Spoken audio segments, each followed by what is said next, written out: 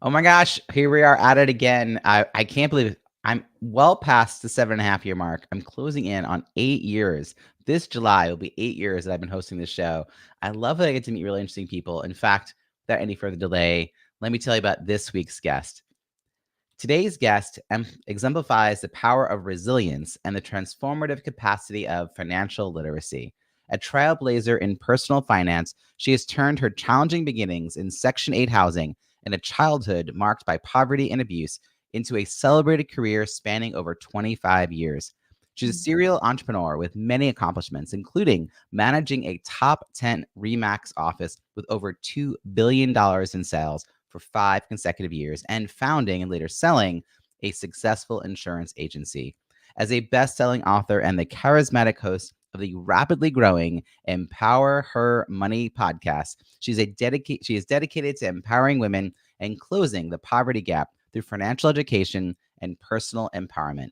Her mission is to inspire and instill hope, demonstrating unequivocally that anyone can rise above their circumstances and achieve greatness. Please join me in welcoming Angela Duncan. Welcome, Angela. So good to be here. Thank you so much. You're joining us from your place in Miami, Florida. Love visiting there. And thanks to technology, we're able to have this conversation. As you know, this show is about building strong networks, but the context is leadership. So tell me, how do you define leadership, and when did you realize you had the skills to lead? Yeah, so leadership to me is someone that is taking charge, not necessarily by a title, but other people are following. And so I don't think that I necessarily still believe that I'm a true leader, but I'm in a space, I've been in this space for a long time. I have a lot of knowledge to teach. And so I kind of view myself as a teacher, not necessarily a leader. Ooh, we have to dig into this because if I invited you on the show, I'm going to tell you you're doing something good in the world and you're a leader. And by even by your own definition, are people following you? Yes. You can't have followers without a leader. So there you go. I will now anoint you by the power invested in me as a leader. So welcome to the world of leadership. It's a lot of responsibility.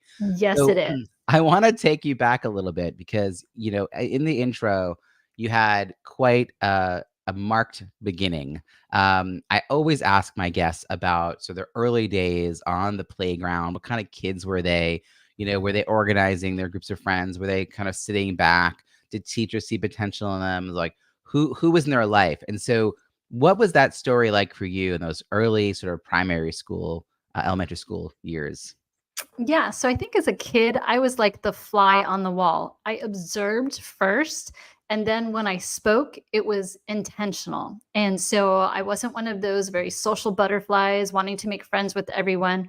I just observed first. And then if I had a project or working on a team project, in school, then I would insert my opinion when I thought it was necessary. And so I do believe that that carries on into my adulthood. I'm a little bit more social now than I used to be. But as a kid, I really was just an observant, very curious, asking tons of questions and really trying to figure out the simplest way and the best, most effective way to get things done. So I'm guessing you weren't like uh, a leadership role in any kind of clubs, and you didn't like run for student body president or anything like that. How did you sort of show up? Were you because you were so curious? Was that something that your teachers maybe paid attention to and Yeah, appreciated? and I've always been the overachiever. If I believe that if you're going to get something done, I'm going to put 100%. I even say that today. I only have two gears. Either I'm not moving in your direction or I'm full speed ahead, and that's the only way I know how to work. And I think that was very evident as a child too. When I wanted to work on something, I definitely put in a ton of effort and made sure that I got it done correctly. And where did you grow up? All over the place. You talked about my childhood and poverty. We moved around a ton. I like to say I'm from San Diego because I lived there the longest, but I lived in 8 different states before the age of 15. That's a lot of moving and a lot of reestablishing yourself. Did you feel like maybe later in life there were some skill sets you learned by having to constantly readjust into a new social environment? Yeah, I do believe the curiosity piece, when you're curious and you ask people about questions, then they start to feel like you're very interested in them. And then they open up, they become my friends.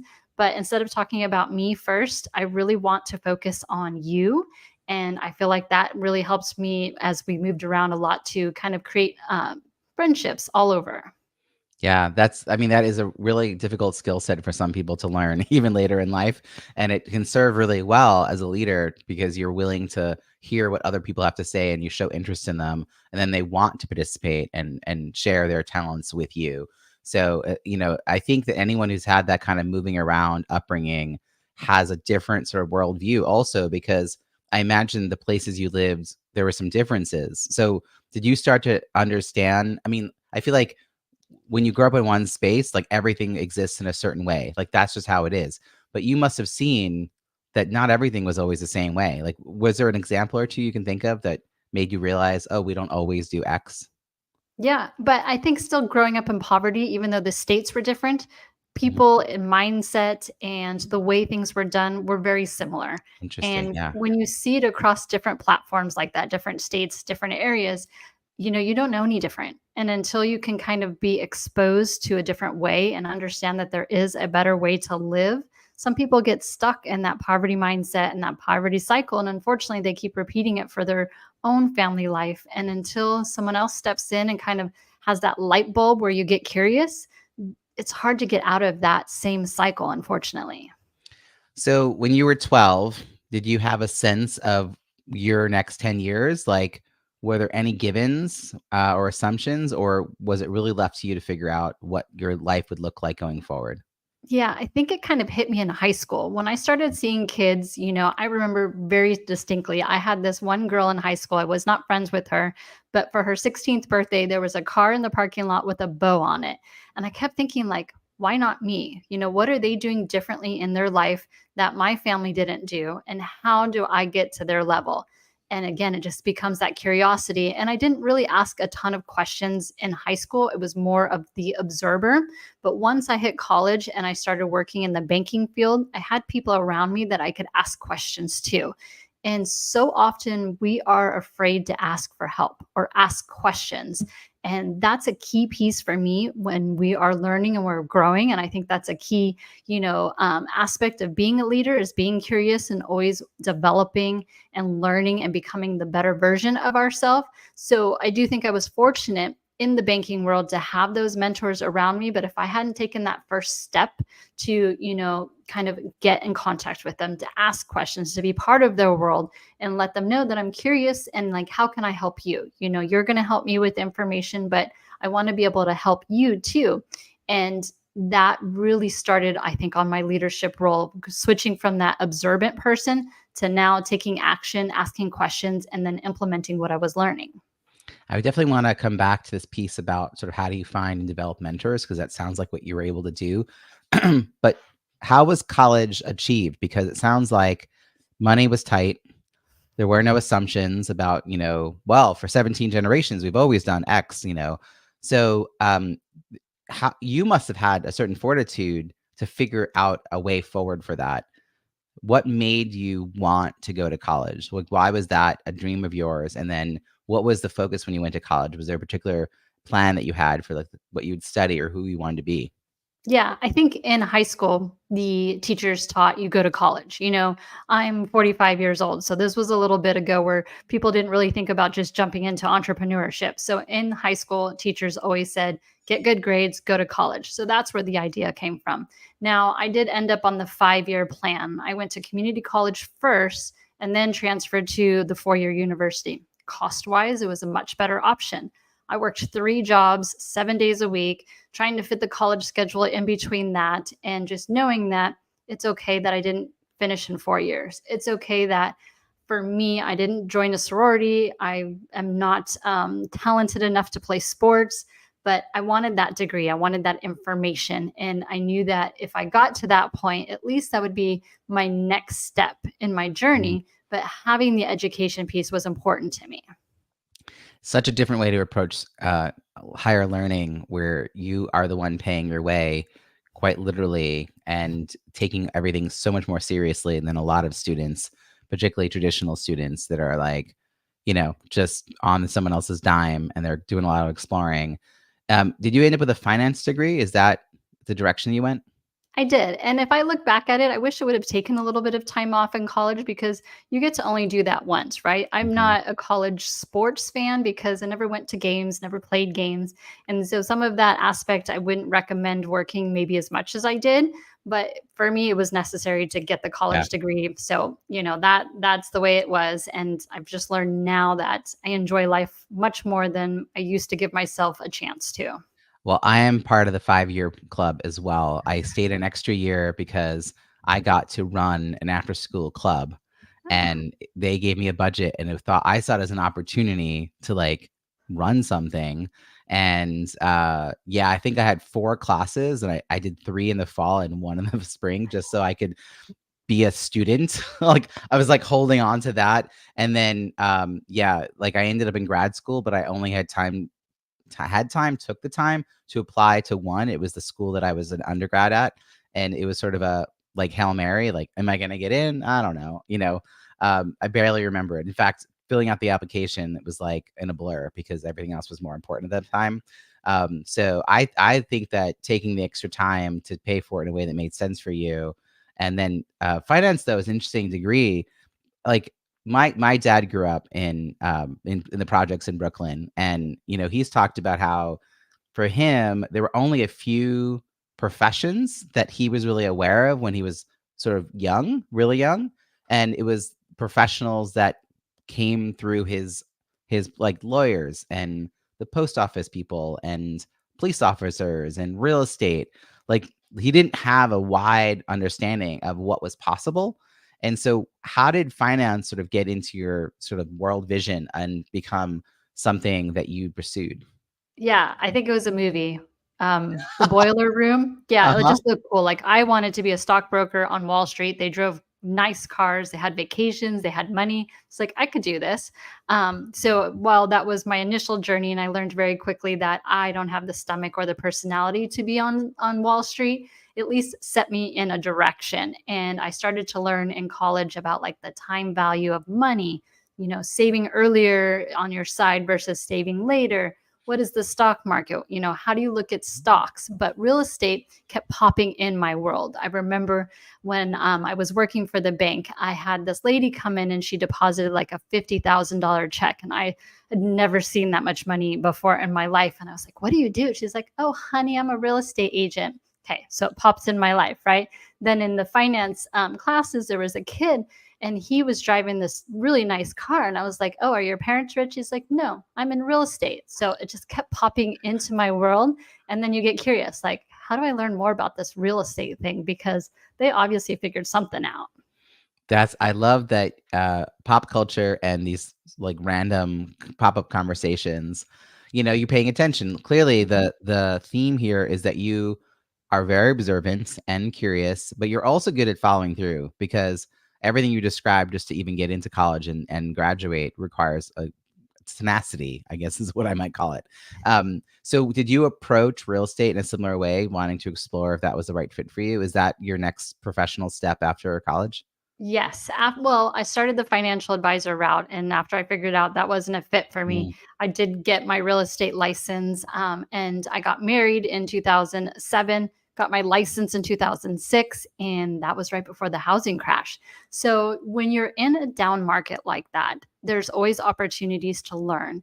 And you have to figure out where those opportunities are and then find the clients that are looking for that opportunity. So while the market was in a very downward spiral, I didn't know any different. I wasn't part of the heyday where houses were just selling like crazy. I had to learn what are some free marketing avenues, things like Craigslist at the time, or open houses, or door knocking. All of those take effort and education to implement. But when you don't have any money, you have to look for resources that are kind of outside the box a little bit, but that you can implement in your life. And so that was the early part of my real estate career. This overlaps a lot with how entrepreneurs need to get started as well. Because Mhm. before we have budgets for marketing, we have ideas we want to pursue. And, good real estate agents or realtors are entrepreneurial and really understand that. Before the pandemic, I don't know if you know this, but I spent over a decade teaching people how to network at in-person events, and conferences back when we didn't say in person. They were just called events. Mhm. No qualifier needed. And I did a talk that I would use the example of real estate agents that would walk in and just spray and pray their business card around as sort of the like, please don't do this. But I also have a couple of great examples of real estate agents that I am still in touch with. One helped me buy the house that I'm in, and one I've known for years and years, and I will always send her work. And they're both still around because they are good at developing relationships and staying in Mhm. touch and being thoughtful. And I so appreciate that. And like they're like standouts because a lot of times that industry does people aren't paying attention to those people skills. I feel like your observation skills coupled with your desire to really like do this yourself in this more creative grassroots way. What did you take from that that maybe your peers in the real estate world were not doing? Like were you suddenly discovering new possibilities that maybe they thought were beneath them or like not worth their time or they'd rather spend money in other ways? No. So one, I don't have a business card. I always want to get your business card. So that's number one, because then I've got all of your contact information. And two, after we have our conversation, I use my phone in the notes section of a contact and I put some information there. Like if they mention they're married, they have kids, they like live music, whatever it is, I'm putting it in my notes section because then when I follow up, I can build deeper in that relationship. So instead of asking someone like, what do you do for a living? I ask them, tell me something amazing that you're working on right now. And when you can tap into their heart and really ask them questions, you make that connection and then they feel like, they already trust you and they might want to do business with you in the future. So I don't talk about me. I'm really good at just switching that light and putting it on someone else. I think that's why podcasting is so fun for me because I do like to have the light on the person that I'm talking to. But I take notes because I'm not going to remember everything. And when I go back to talk to them, I might want to ask them a few more questions about either what they're working on or what their future goals are. Because if I can help them, I have to know them. And it's really key for me to have a system in place, such a simple, generic system, I know, but we carry our phones everywhere. So I've always got the note information with me at all times in case I run into them at an event. But now I can just keep adding to those notes too. I have to say that, Angela, I've been hosting this show for almost 8 years, and you are the first person to mention the simplicity of tracking information in the notes on the phone contact list. And I ask all the time, like, how do you stay in touch? And I'm like, oh, do you use a CRM or a spreadsheet or stack index cards? Like, what's your process? And I'm agnostic, like, if it works for you. But it's true. And I'm thinking, well, why haven't I done this? Like, my phone literally is everywhere I go and I want to sort of be up to date with people. And I always appreciate when people remember our conversations from the past. So I hope people are making note of that because it's not expensive. You literally already are paying for a phone. And it seems like something that wouldn't require a lot of uplift to get ready. Sometimes you get a new system or CRM or something. It's super confusing, too many bells and whistles. This is really straightforward. I also know I want to get back to the conversation you were mentioning earlier about mentors. But first, I want to know, how do you make the shift from real estate to this world? Like I now see you in like the financial literacy, empowerment, working with women. Like what made that shift for you? And yeah, what like I guess the inspiration behind that. Yeah, I'm a Christian and I believe God gives everyone a talent. And when you can kind of figure out what that talent is, and people ask me, like, how do I figure out what my talent is? I just say, what seems to come natural to you and what are people asking questions about? And I can talk about money and investing, retirement, taxes all day long. It just rolls. But I've been studying it for 25 years. So it's not like it's something I learned overnight, but it comes very natural to me. I can do spreadsheets, I can do QuickBooks. It's natural. If you want me to come up with a marketing plan, not going to happen, not my strength. So I feel like because I understand what my talent is, it makes it easy for me to teach. And especially coming from my background, people can relate to not having money, right? So, how do I teach you to get out of that cycle and just further your path and your goals? And when I come from the heart, that's what my driver is. So I know that this is the path that I'm supposed to be on. I'm kind of along for the ride, but I'm still having to take the action to better myself constantly and get more information. And that's where the networking events come into because you learn so much from other people. that if I can absorb some of that and help someone else along the way, then that's just the path that I'm supposed to be on. And I just feel very grateful to have the opportunity to be part of people's lives and to teach them more. And maybe that goes back to the leadership skills, is because I've invested that time in myself and now I'm really helping other people. And it just is a continuation of a lifelong journey. Are you still doing real estate? Is that still part of your overall business? Well, yeah, my money maker, because as you probably know, podcasting doesn't make a ton of money. It's more of a passion project and how I can help other people. But yeah, I have like my full-time business that I do help people invest in real estate. So you're not the agent so much, you are helping others understand the market and how to get into it. So you've kind Yeah. of shifted We from just selling people houses that they'll live in to houses they'll invest in. yeah, all I do is passive investments for my client at this point. Wow. And what region are you in? Well, I live in Miami, but our fund, we focus on the southeast part of the US. That's really cool. All right. So uh you started a podcast about a year ago to have, I guess, a bigger platform for your message. Was there something that happened before that? Were you doing other like local conversations, gatherings, and Yes. then you're like, So oh, I need to make a bigger platform? yeah. So talk about leadership. We'll go back to that topic. My last company I owned was an insurance company. I had built an existing company, was acquiring other insurance companies, and thought I wanted to go big with this insurance company. But what I was learning is I was failing at being a leader. I was not hiring the right people. They were not in the right spot of my bus. And I was not liking coming to my office because I knew I had to look in the mirror and I knew that I wasn't being the right leader at that moment, and this is why the business wasn't where I wanted it to be. So I ended up selling that company and I took some time off and I had to reflect and figure out, what am I good at? Where should I, implement those skill sets, and what kind of company do I want to do next? And that's where the podcast came from. Really, I was bored and I needed something to fill my time, and I wanted to teach people about money and then share other people's stories and teach about money. And I took almost a year off before joining and partnering with a new company, which I've been doing for a few months now. But I had to do a lot of self reflection, which is really hard as a leader because you don't want to think that you're failing, but I knew that I was, and it wasn't right for the employees. It wasn't right for the clients. So I needed someone else to lead that ship and for me to take some time off to work on that skill set. That's really hard to do, particularly if you invested a lot of time, money, and energy into a project, to Mhm. be willing to let someone else take the lead, knowing that they're a better fit because you want the project to succeed, even if it's not with you at the helm. Like, Mhm. that's a very difficult and mature leadership quality to have. How could you not think you're a leader making those kinds of big decisions? We can always get better at being leaders, but like that is a quality that you is not light. It's something you earn your way into believing that that's a possibility, that you can get better, that you don't have to just stay stuck, that you can improve your own skills and improve the way you show up in the world. Any big ahas from all this introspection that you've had the last couple of years? It was the right thing to do for the employees and for the clients. My heart is really centered around helping people grow wealth. And in the Florida insurance market, it's very tough to be able to reach people to help them with their overall wealth, right? On just a small piece of their life.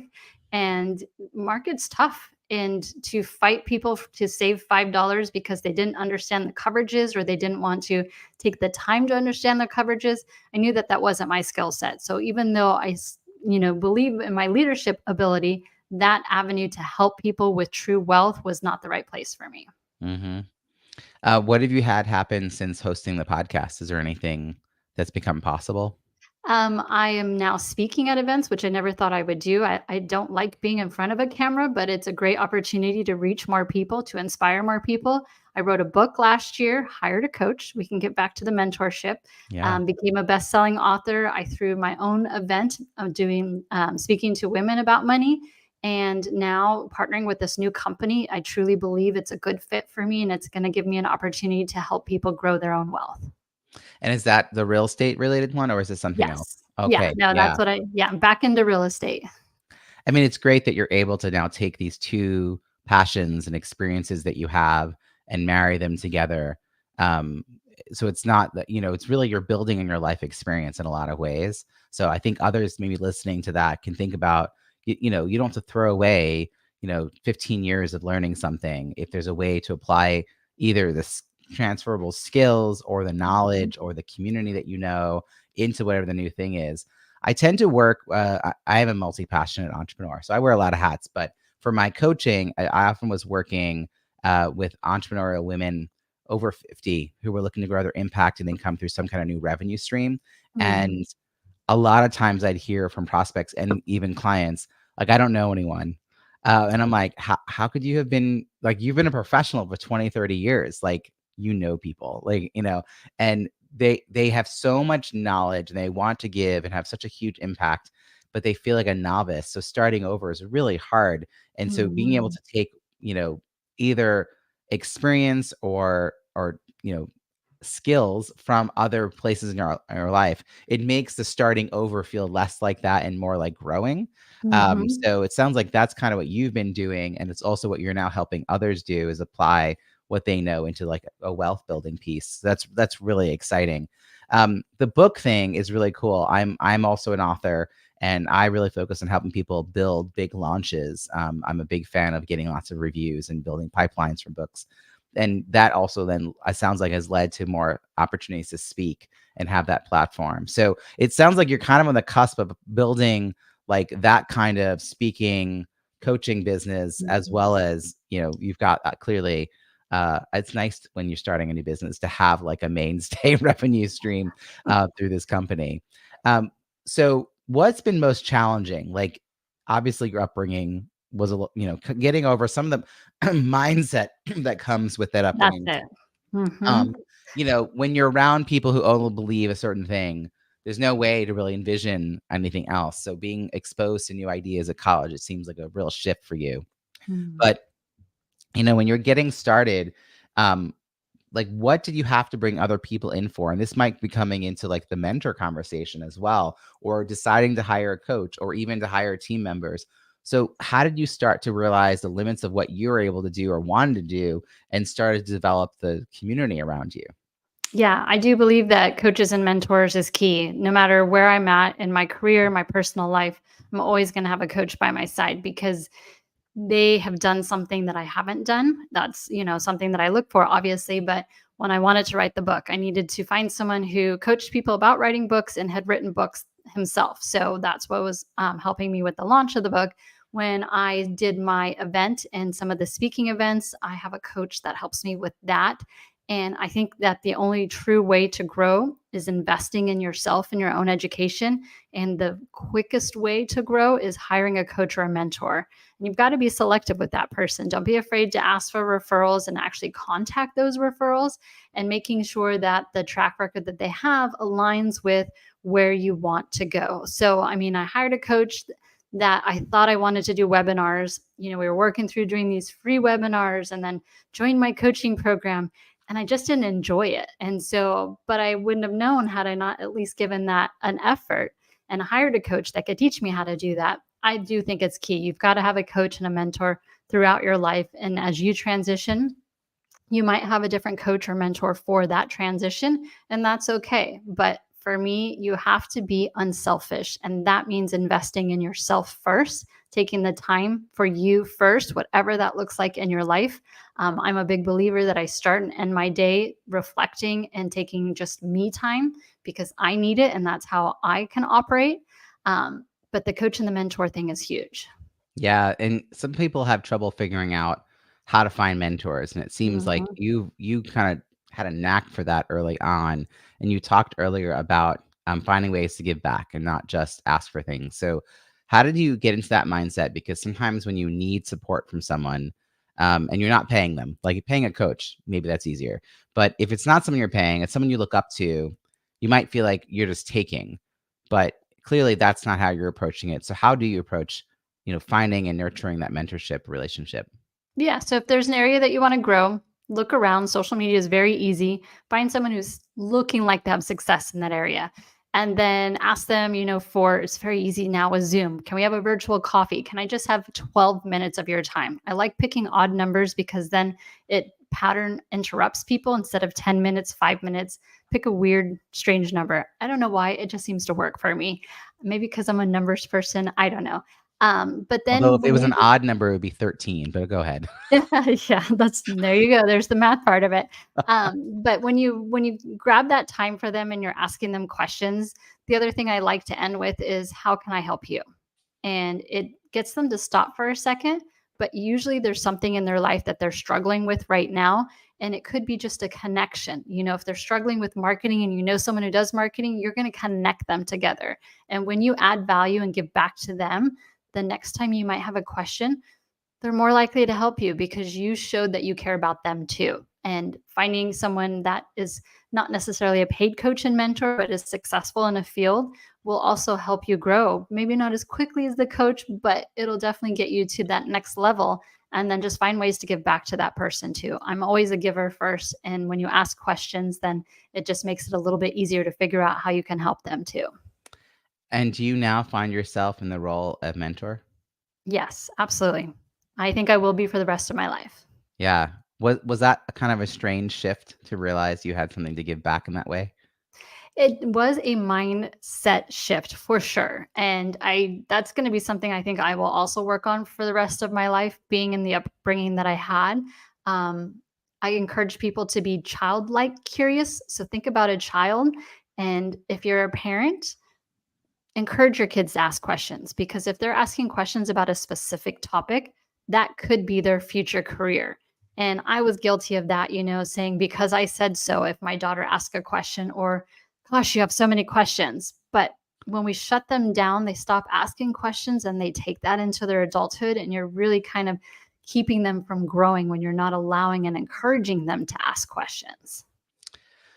So earlier, you already kind of went a little bit down the path of networking, and you shared that great tip about using the phone contact list notes field. And I'm going to credit you and keep talking about this. Um, I always think that there is sort of the inner circle of people that you're going to stay in touch with. And then there's the second and third tiers or layers out, the people that you see once a year at a conference. You worked with 5 years ago, but you haven't had a reason to since. You like each other. That is a very clear start of the relationship. You enjoy each other's company, but how do you nurture and sustain those weaker connections? Do you have any habits, philosophies, practices? There's only so many times that, how many minutes that you have in a day.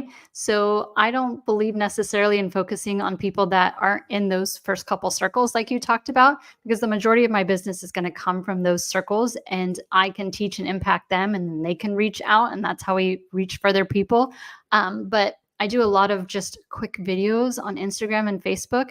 And I think when people see it and they're curious and they come back into my world, then I get back into fostering that relationship, but I don't have like major email campaigns or text message campaigns that reach all of those other people. I'm really focused on those first couple of circles because that's where I know they kind of already have that like and that trust, and I can impact them quicker and easier than maybe some of those outer bands. And so I don't necessarily have a plan in place where I reach those people I haven't been in contact with in some time. Do you ever host any kind of in-person gatherings, or did you before the pandemic disrupted everything? I've done one and that's it. I like going to events. I Mhm. always say this too. I like going to house parties where people are hosting for dinner and then I get to leave. I don't necessarily enjoy putting that together and having that type of aspect of my career.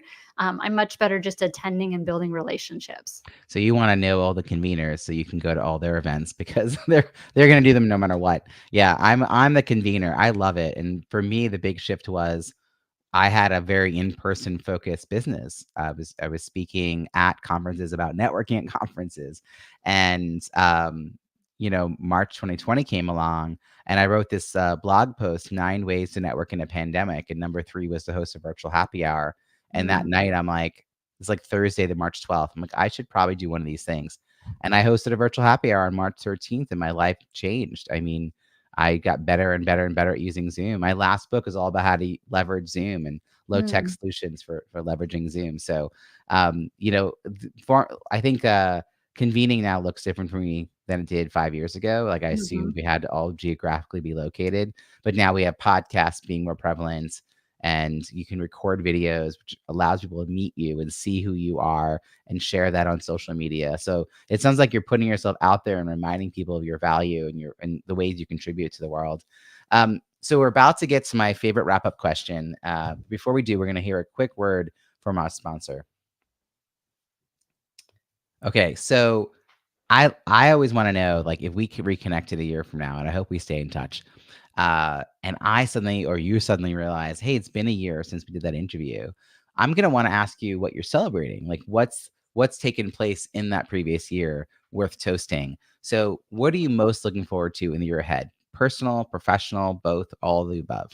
Yeah. So, professional, with the new partnership that I have, my goal is focused on creating $1 million in passive income for my clients. So, I'm focused on how I can help other people. On a personal level, my daughter will be out of college. Thank goodness for that cost being off my budget. And I'm going to get back to traveling. Amazing. I mean, there's so many things to celebrate on that. I can't wait to celebrate all of that. I'd love to hear a little more about the work you do helping people invest in real estate, because I think people listening might be interested to learn more, that that's even a possibility to get someone to guide them through that process. So what does that service look like? Yeah, so two things. We have two funds. One of them is a tax lien fund where you are putting money into the fund and we guarantee 22% return every year. And the reason why we can do that is because we have a whole team that knows tax liens and we're specifically going after tax liens and foreclosures and flipping properties. Our team handles that. You're just giving us the money in which to do that. So that's number one.